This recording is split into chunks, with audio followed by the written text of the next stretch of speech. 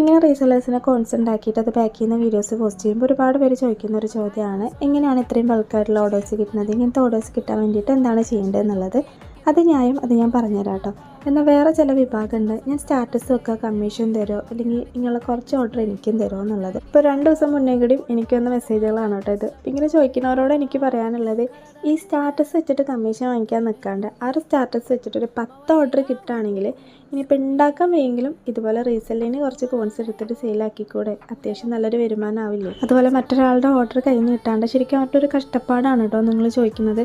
അവരത്രയും നാൾ ഊണും ഉറക്കമില്ലാണ്ട് ഉണ്ടാക്കിയെടുത്ത ഓർഡേഴ്സും കാര്യങ്ങളും മറ്റുള്ളവർക്ക് വെറുതെ കൊടുക്കാനാണോ? ഒന്ന് ചിന്തിച്ച് നോക്കുക കേട്ടോ. അപ്പോൾ സ്വന്തമായിട്ട് നമുക്ക് തന്നെ ഓർഡർ ഉണ്ടാക്കാൻ വേണ്ടിയിട്ട് നോക്കുക. അതിന് വേണ്ടിയിട്ട് നല്ലോണം ഹാർഡ് വർക്ക് ചെയ്യുക. ശരിക്കും ഇതുപോലെ ചെറുതിൽ നിന്ന് തന്നെയാണ് വലുതാവുന്നത്. അവരതിന് വേണ്ടിയിട്ട് അത്രത്തോളം അവരുടെ ഉറക്കും ഒക്കെ മാറ്റി വെച്ചിട്ട് അതിന് വേണ്ടിയിട്ട് ആത്മാർത്ഥമായിട്ട് പ്രയത്നിച്ചുകൊണ്ടാണ് അവർക്ക് ഈ ഒരു ലെവലെത്താൻ പറ്റിയിട്ടുണ്ടാവുക.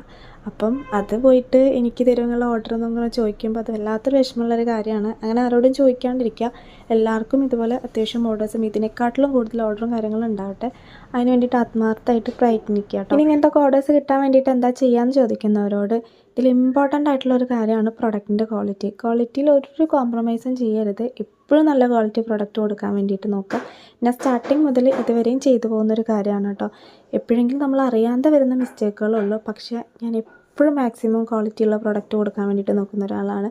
അതുകൊണ്ട് തന്നെയാണ് നമുക്ക് ഇത്രയും ഓർഡേഴ്സും കാര്യങ്ങളും കിട്ടുന്നത് കേട്ടോ. പിന്നെ publicity maximum social medias use ചെയ്യാം. അതായത് ഇൻസ്റ്റ, യൂട്യൂബ്, വാട്സപ്പ് ഇതൊക്കെ മാക്സിമം യൂസ് ചെയ്യുക. സ്റ്റാറ്റസ് വെക്കുക, മാക്സിമം ഷെയർ ചെയ്യുക. അവരോട് സ്റ്റാറ്റസ് വെക്കാൻ പറയുക. അപ്പം ഒരു 50 ആളോട് പറഞ്ഞാൽ ചിലപ്പോൾ ഒരു 10 പേരൊക്കെ ആയിരിക്കും ചെയ്യേണ്ടായിരിക്കുള്ളൂ. അത് നമ്മളോട് അത്രയും ക്ലോസ് ആയിട്ടിരിക്കുന്ന ഒരു 10 പേരൊക്കെ ആയിരിക്കും നമുക്ക് വേണ്ടിയിട്ടൊരു സ്റ്റാറ്റസ് വയ്ക്കുക. അപ്പോൾ ആ ഒരു 10 പേരും ഇമ്പോർട്ടൻ്റ് ആണ്. അപ്പോൾ അത് നമ്മൾ ചെയ്തുകൊണ്ടേയിരിക്കും. ഇങ്ങനെയൊക്കെ ചെയ്താൽ തന്നെ നല്ല രീതിയിൽ ഓർഡേഴ്സ് വരും കേട്ടോ. ഇത് കണ്ടിന്യൂ ചെയ്തുകൊണ്ടിരിക്കുക. ഇനി ഇതിനെക്കാട്ടിലും കൂടുതലായിട്ട് നമ്മളെ ഭാഗത്ത് നിന്ന് എന്തെങ്കിലും ചെയ്യാനുണ്ടെങ്കിൽ അതും കൂടിയും ചെയ്യുക. അങ്ങനെ വരുമ്പോൾ നമുക്ക് ഓർഡേഴ്സ് ഇങ്ങനെ കൂടി വരും.